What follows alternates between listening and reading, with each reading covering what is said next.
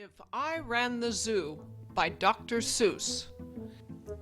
Thanks for following along while I read aloud If I Ran the Zoo by Dr. Seuss, first published in 1950.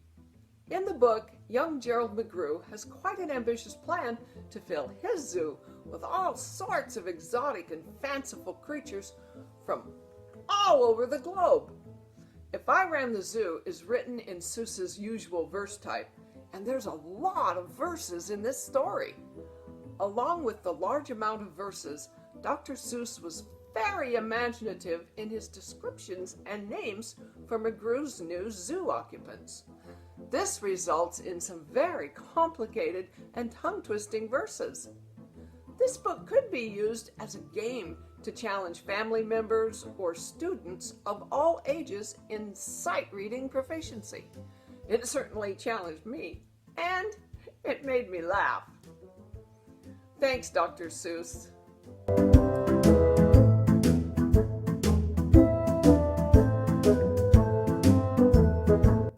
It's a pretty good zoo, said young Gerald McGrew, and the fellow who runs it seems proud of it too. But if I ran the zoo, said young Gerald McGrew, I'd make a few changes. That's just what I'd do. The lions and tigers and that kind of stuff they have up here now are not quite good enough. You see things like these in just any old zoo. They're awfully old-fashioned. I want something new. So I'd open each cage, I'd unlock every pen, let the animals go, and start over again. And somehow or other, I think I could find some beasts of a much more unusual kind. A 4-footed lion's not much of a beast. The one in my zoo will have 10 feet at least. 5 legs on the left and 5 more on the right. Then people will stare and they'll say, "What a sight! This zookeeper, new keeper, Gerald's quite keen. That's the gall-darndest lion I ever have seen." My new zoo, McGrew Zoo, will make people talk. My new zoo, McGrew Zoo, will make people gawk at the strangest odd creatures that ever did walk. I'll get, for my zoo, a new sort of a hen, who roosts in another hen's topknot, and then another one roosts in the topknot of his, and another in his, and another in his, and so forth and upward and onward. Gee whiz! But that's just a start. I'll do better than that.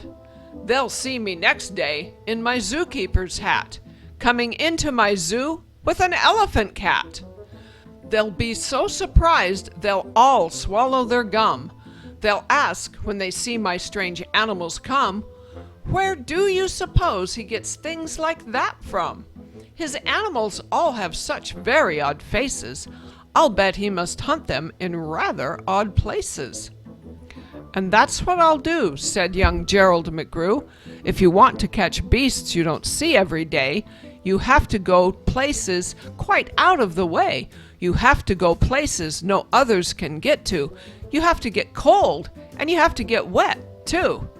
Up past the North Pole, where the frozen winds squeal, I'll go and I'll hunt in my Skeaglemobile, and bring back a family of what do you know? And that's how my new zoo, McGrew Zoo, will grow. I'll hunt in the mountains of Zomba Matant, with helpers who all wear their eyes at a slant, and capture a fine fluffy bird called the bustard, who only eats custard with sauce made of mustard, and also a very fine beast called the flustered, who only eats mustard with sauce made of custard. I'll catch 'em in caves, and I'll catch 'em in brooks. I'll catch 'em in crannies. I'll catch 'em in nooks that you don't read about in geography books. I'll catch 'em in countries that no one can spell, like the country of Mata Fapata Fapel. In a country like that, if a hunter is clever, he'll hunt up some beasts that you never saw, ever.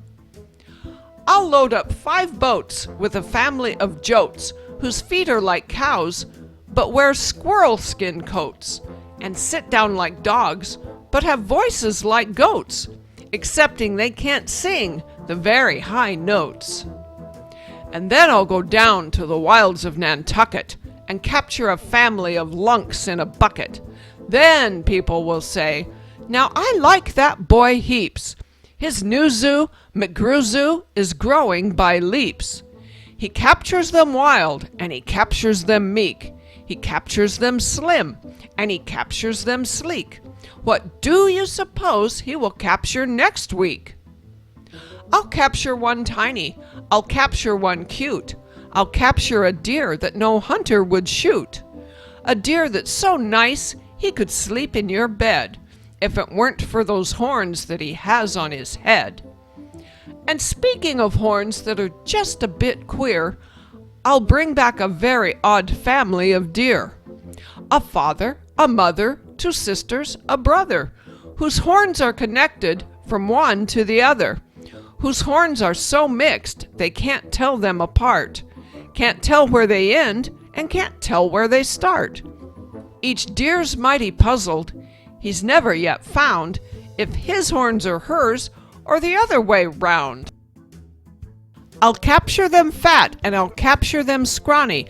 I'll capture a scragglefoot, mulligatawny, a high-stepping animal fast as the wind from the blistering sands of the desert of Zend.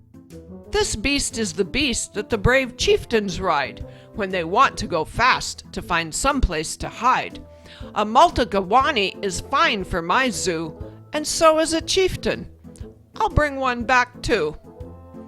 In the far western part of southeast North Dakota lives a very fine animal called the iota, but I'll capture one who is even much finer in the northeastern west part of South Carolina.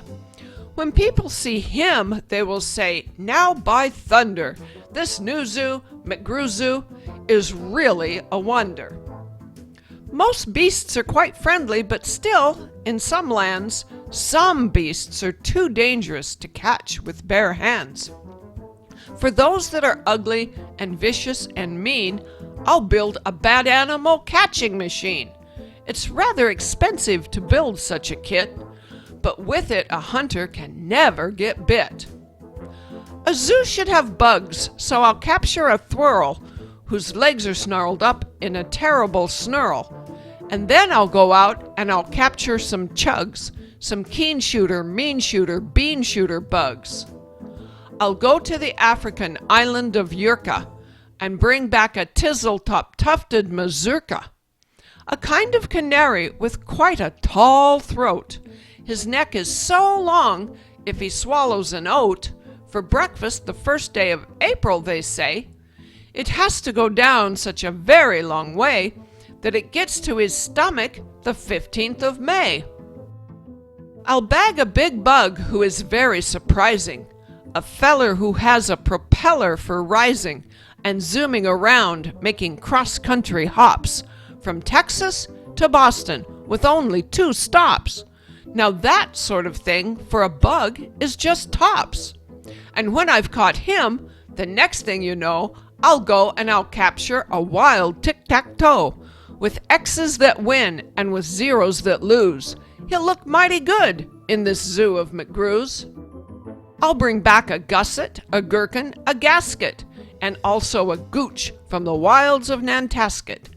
And 8 Persian princes will carry the basket. But what their names are, I don't know, so don't ask it. In a cave in Khartoum lives a beast called the Natch that no other hunter's been able to catch. He's hidden for years in his cave with a pout, and no one's been able to make him come out. But I'll coax him out with a wonderful meal that's cooked by my cooks in my cooker-mobile. They'll fix up a dish that is just to his taste, 3 chicken croquettes made of library paste, then sprinkled with peanut shucks, pickled and spiced, then baked at 600 degrees and then iced. It's mighty hard cooking to cook up such feasts, but that's how the new zoo, McGrew Zoo, gets beasts. I'll go to the faraway mountains of Topsk, near the river of Nopsk, and I'll bring back an obsk, a sort of a kind of a thingamabobsk, who only eats rhubarb and corn on the copsk. Then people will flock to my zoo in a mopsk. McGrew, they will say, does a wonderful jobsk. He hunts with such vim and he hunts with such vigor.